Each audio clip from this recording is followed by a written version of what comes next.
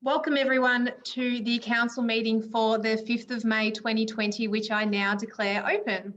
This is our first virtual council meeting since the new state legislation came into effect for us just over a week ago, which allows all councils to meet and make decisions via video conferencing as a result of the current stay-at-home and social distancing directions.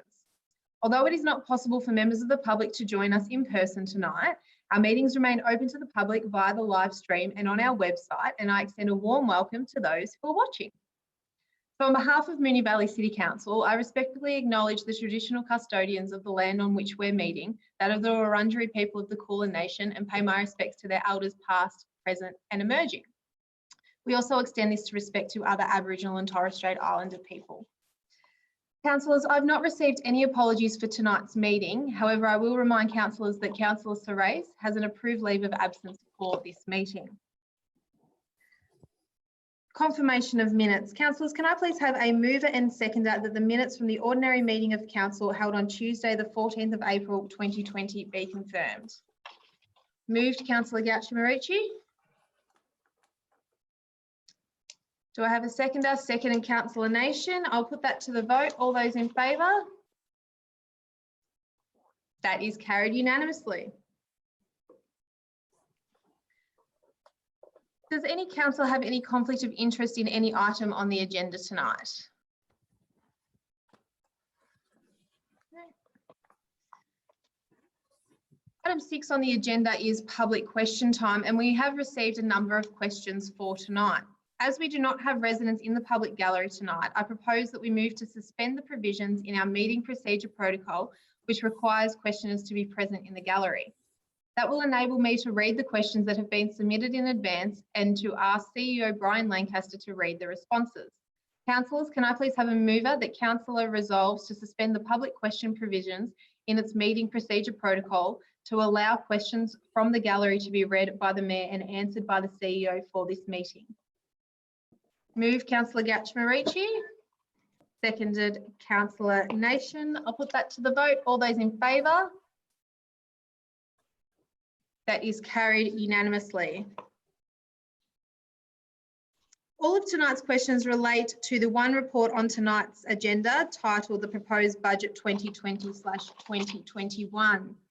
The first two questions are from Katrina Neville. Thank you, Katrina, for your questions. Katrina's first question reads, what operational and capital works budget allocation has been given for specifically addressing the climate change emergency? Thank you, Brian Lancaster, CEO.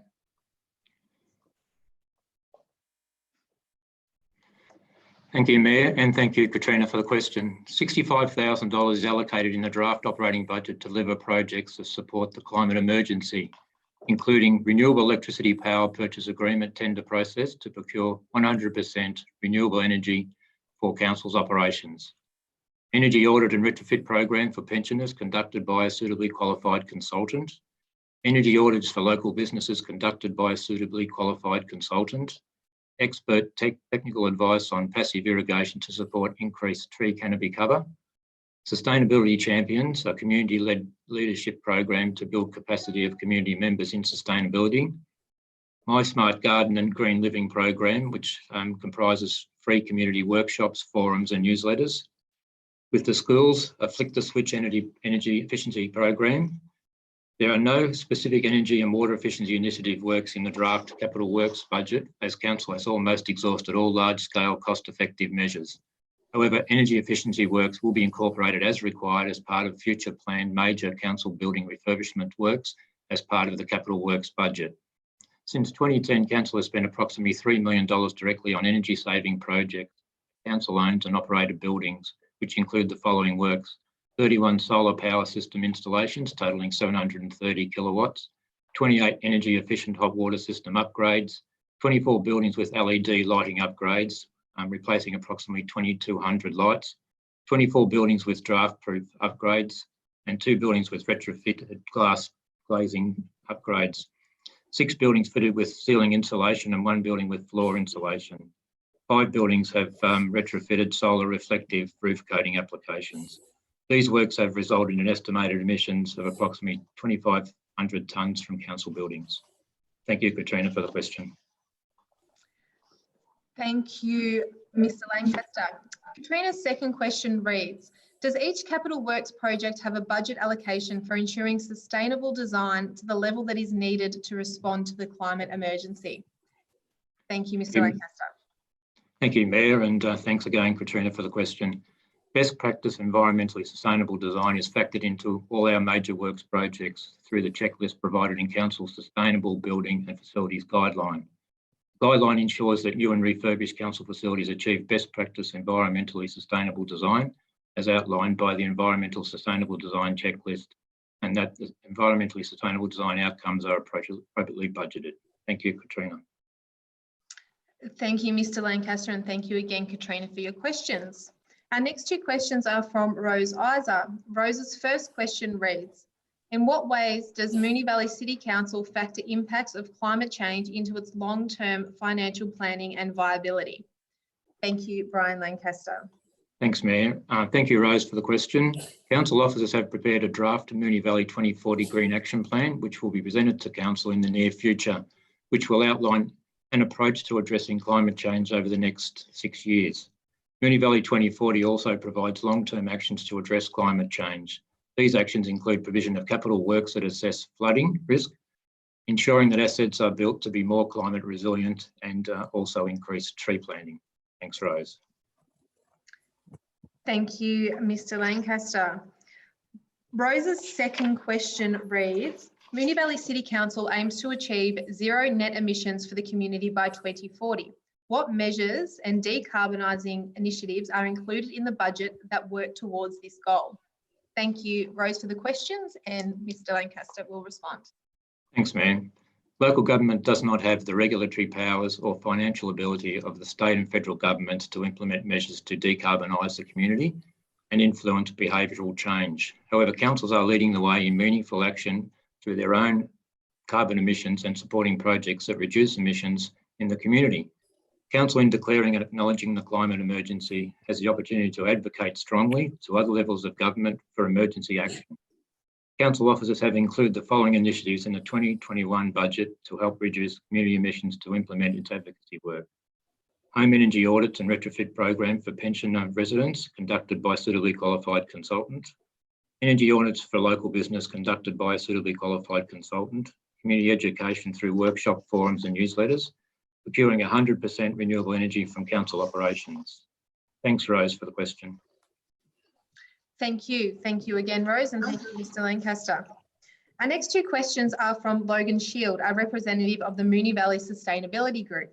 Logan's first question reads, given that Council has declared a climate emergency and that the overwhelming majority of Moonee Valley residents support strong climate action, is there any additional funding for a more rapid implementation of the Green Action Plan to facilitate the reduction of emissions across the community, consistent with keeping global heating to under 1.5 degrees?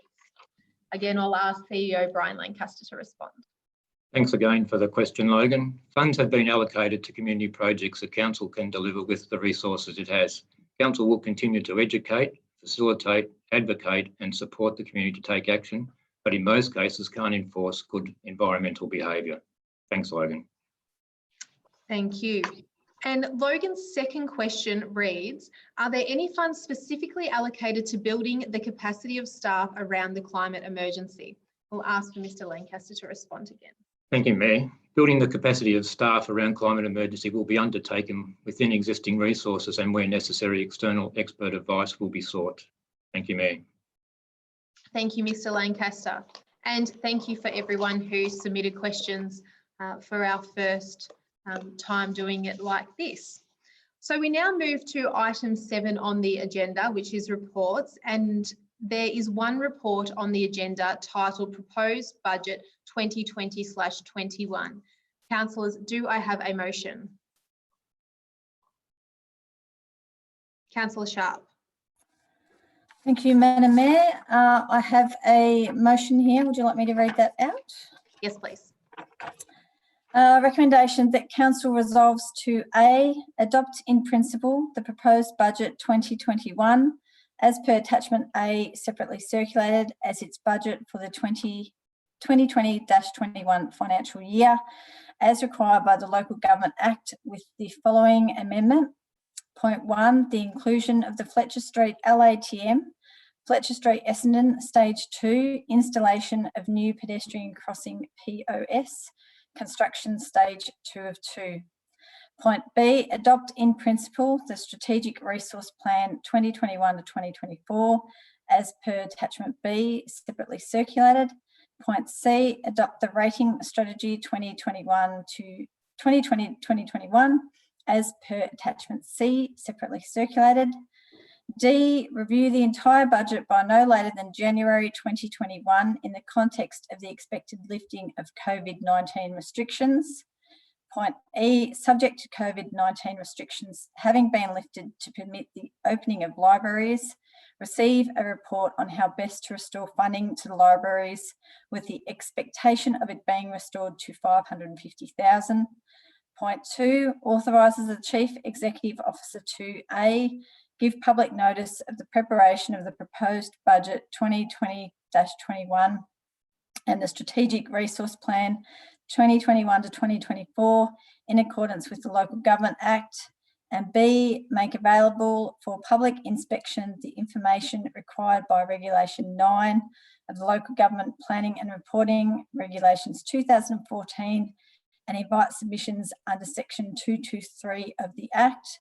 And point 3, considers any submissions received on the proposed budget 2020-21, if required, at a Section 223 Committee of Council to be held on Tuesday, 16th of June 2020, commencing at 6 p.m.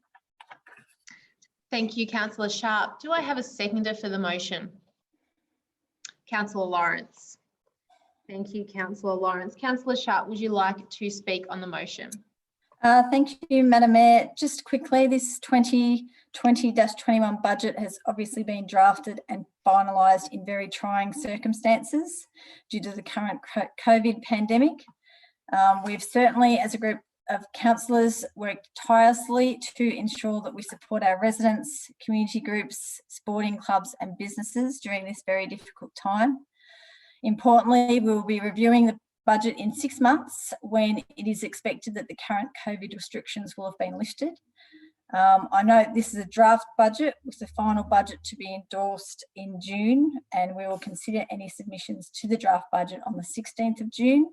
But I'd like to thank the council officers and the CEO for their also tireless work behind the scenes in what is a very, very difficult and different time that we're in at the moment. Thank you. Thank you, Councillor Sharp. Councillor Lawrence, would you like to speak to the motion? Thank you, Madam Mayor. I concur with Councillor Sharp. This is without a doubt probably the most difficult and important budget that this council's faced since it's probably the most difficult budget since the Great Depression of the 1930s. So the significance of it is not to be taken lightly. The serious need for answers have led us all to the very serious decisions that we have to be making in the interest of the long-term viability of this council, the community expectations that go with that, and the sensible decision-making for the City of Moonee Valley. It is the duty of all councillors, in my opinion, to ensure that this council is being financially responsible with public ratepayers' money. I take the point to congratulate the council officers as well for certainly endorsing that aspect. Although we're projecting a reduction in revenue as a direct result of the impacts of the COVID-19 pandemic, in putting this draft budget forward for public consultation, we're seeking to ensure that the continued delivery of essential local infrastructure and services that meet our community's needs going forward. As part of this draft budget, there's been a number of areas we've sought reduction in expenditure so as to maximise the return on the investment in the interest of the community. In terms of service delivery, we're asking officers through this draft budget to look at how things can be done differently so as this council is doing more for our community with greater efficiency. Finally, regarding the proposed capital works program, we've made sure that there is no investment in infrastructure that cannot be delivered in the current climate. Under the presenting conditions, it is felt that it is better to invest in a few infrastructure projects and do them well than to try to take on too many projects and find that they are unable to be delivered within the required timeframes. Thank you for giving me this opportunity. Thank you, Councillor Lawrence. Would any other councillor like to speak to this motion? Councillor Nation. Thank you, Mayor, and I'm happy to speak in favour of this budget, which has already been noted is like no other that we have moved in recent time. In addition to the decrease in the rates cap, in turn reducing council revenue, the budget is made further challenging in the current climate where revenue from other streams will undoubtedly drop while service costs are likely to rise. There are also undoubtedly some unforeseen long-term impacts that we are yet unaware of that will have a further impact on council's finances down the track. As such, I think it is critical that we as a council unit act in a responsible manner when preparing this budget and future budgets. We need to differentiate between what council wants and what council needs. And this is an approach that needs to be carried through in the post-COVID world. This level of government is the closest to the people. And we need to ensure that we continue to provide vital services to the community, even if it comes at the cost of a shiny new pavilion.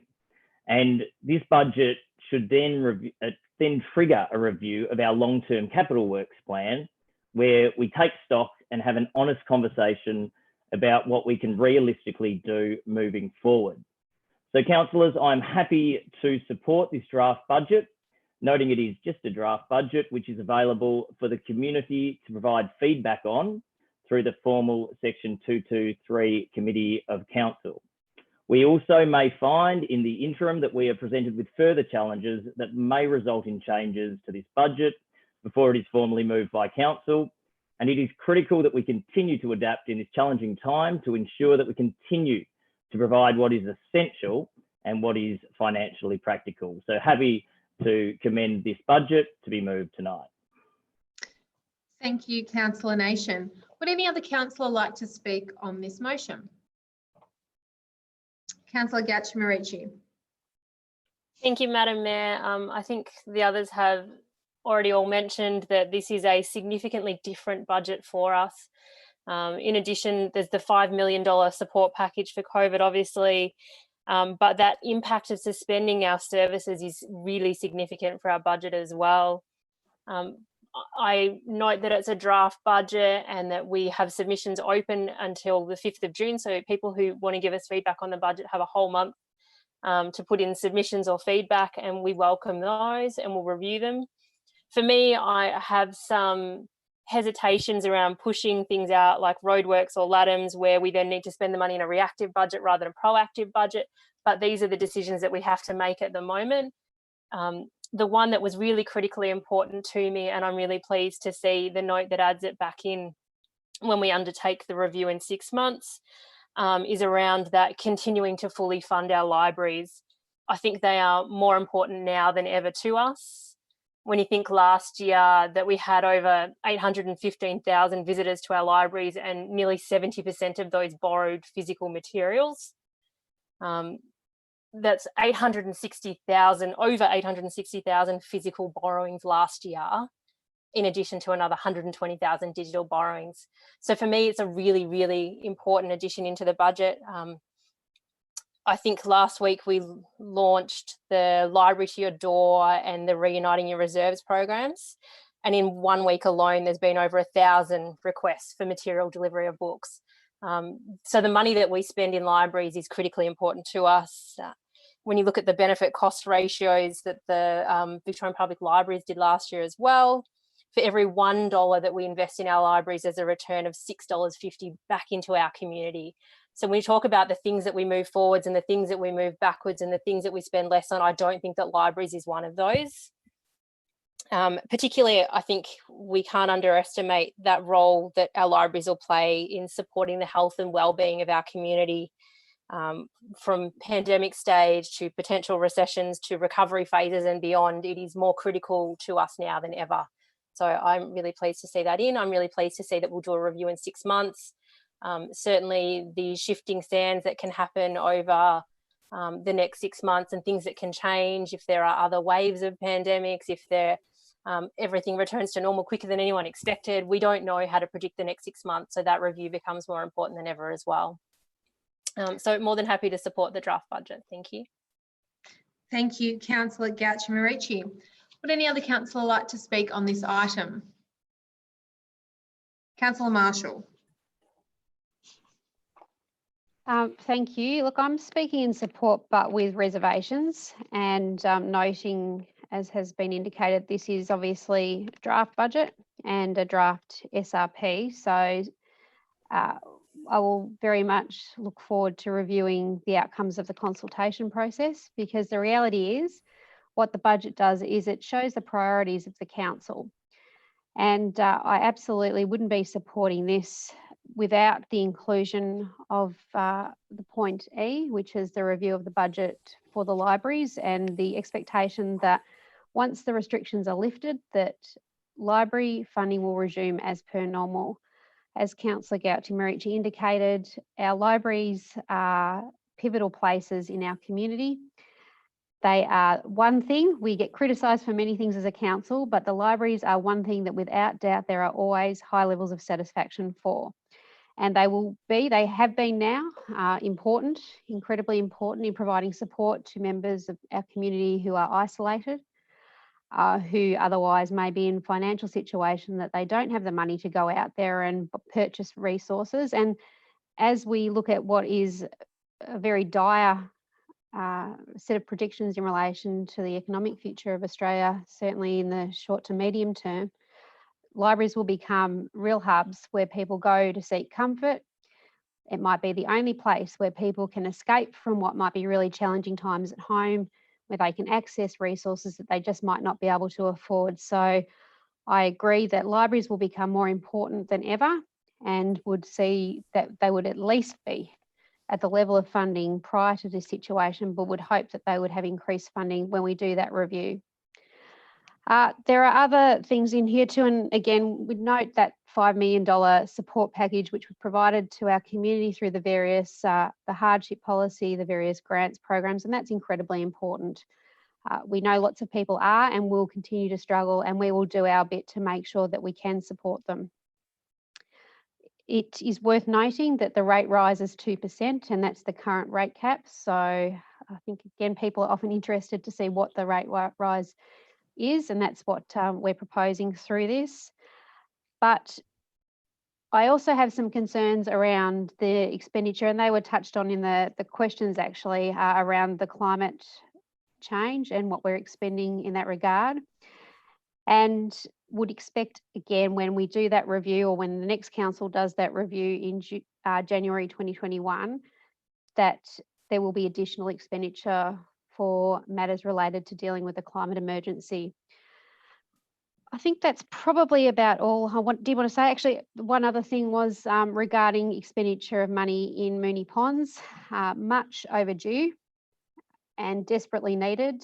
So I think that's a really positive thing for Moonee Ponds. And I'm sure members of the community will look forward to those works being completed. And again, assuming this is all passed and approved. So please have a look through and tell us if we've got it right. Tell us if the priorities of this council are the priorities of the community, and we certainly look forward to your feedback. Thank you, Councillor Marshall. Any other councillor like to speak on this item? Councillor Kozak. Thank you, Mayor. And I'd just like to say that this has been a hard budget to put together. Everybody has echoed that. We've done it in a time when putting budgets together is something of a crystal ball gazing process. So I'd like to echo Councillor Marshall's thoughts that I really do look forward to hearing from the community what people are thinking in respect of the budget when they have an opportunity to go over it. But some of the things that I'd like to highlight, and I suppose I'm echoing a lot of what has been said prior to me getting hold of the microphone, and that is that we are dealing in a tough time, not just from the COVID issue and the reduction of finances coming into the council through those areas in fees and charges and the likes of that, but we also have taken another significant haircut through the state government's rate capping. 2% rise does not anywhere near cover the costs of actually looking after staff, their wages, conditions, and so on. This council has been able, unlike a number of other councils, to maintain through this tough time services to its community. It has not reduced people's employment. We've been able to keep people at work, although we might have been redirecting them into other activities. We've taken the opportunity to recast and restructure our work arrangements so that maybe we have those kind of beneficial efficiencies that Councillor Lawrence has mentioned in his talk. The critical issues that I see in this budget are that from the area that I represent is that certainly it's important that Moonee Ponds gets a real boost, and it is.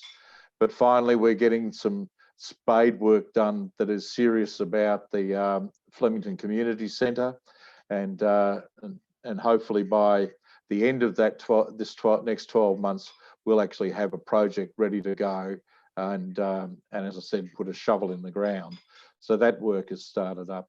I applaud the change on the review for the libraries, and libraries aren't just a matter of a place of putting something in and putting something out, but libraries are also a major source of change in our community.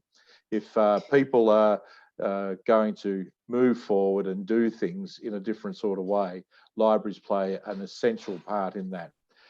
Hopefully this budget is still staying true to Moonee Valley 2040 and the change of community demands that are coming up, and we're honouring those expressions of community support for a wider view of environment, to maintain our approach to health, certainly for vulnerable people, and to apply resources still in the planning, strategic planning area for our community.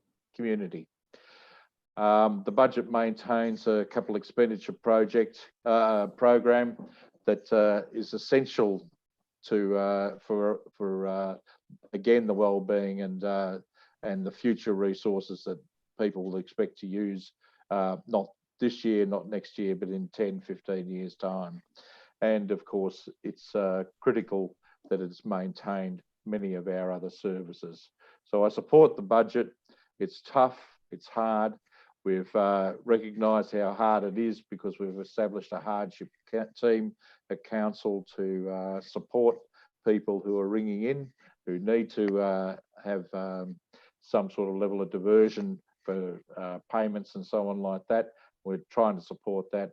Our community grants have been redirected towards recovering business and recovering the community, not just in the short term, but in the long term, and have been restructured so that people can access those very, very quickly. And finally, I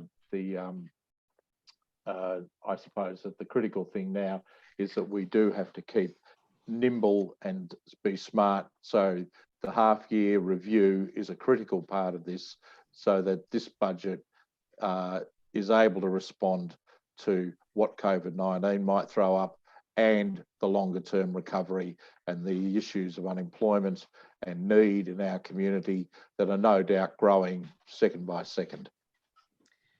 Thank you, Councillor Kozak. Councillor Sypek, would you like to speak on this item? Yes, Madam Mayor. I'll just make my my speech just very short. I won't regurgitate what my colleagues have said, but I have grave concerns about this budget. Firstly, in regards to the environment, I would have liked to have seen more expenditure on increasing the canopy of a lot of our open spaces, especially around our sporting recreational facilities. I would have also liked to have seen more, to do with recycling and waste collection within the municipality as well. Some of the concerns that I have is after COVID is over, we are going to have a massive drain on our services, and I don't think that this budget actually addresses this very well. But I'm happy to support it, to go out to the community, and I hope that the community gives us plenty of feedback on what the community wants from its council. Thank you. Thank you, Councillor Sypek. Councillor Sharp, there was some reservations in there. Whilst I think there was support, I will let you, if you would like to, speak again, Councillor Sharp. No, it's okay. Thank you, Madam Mayor. I think everything's been covered. Okay, thank you. Well, in that case, I will put that to the vote. All those in favour? That is carried unanimously. So we now invite members of our community to have your say on our proposed budget, as you've heard councillors mention in their speeches. The budget documents will be available on our website from tomorrow. Submissions may be made via post or email until Monday, the 8th of June. Council will consider submissions at a committee meeting at 6 p.m. on Tuesday, the 16th of June 2020. If you wish to speak at this meeting, you may indicate this in your written submission, and we will provide an opportunity for you to do so in line with physical distancing requirements in place by that time. So that concludes all of the business on tonight's agenda. I thank everyone who has been watching on live stream for your interest. Thank you to the staff who made this possible, and well done, councillors. We did it. Okay, good night. I declare the meeting closed.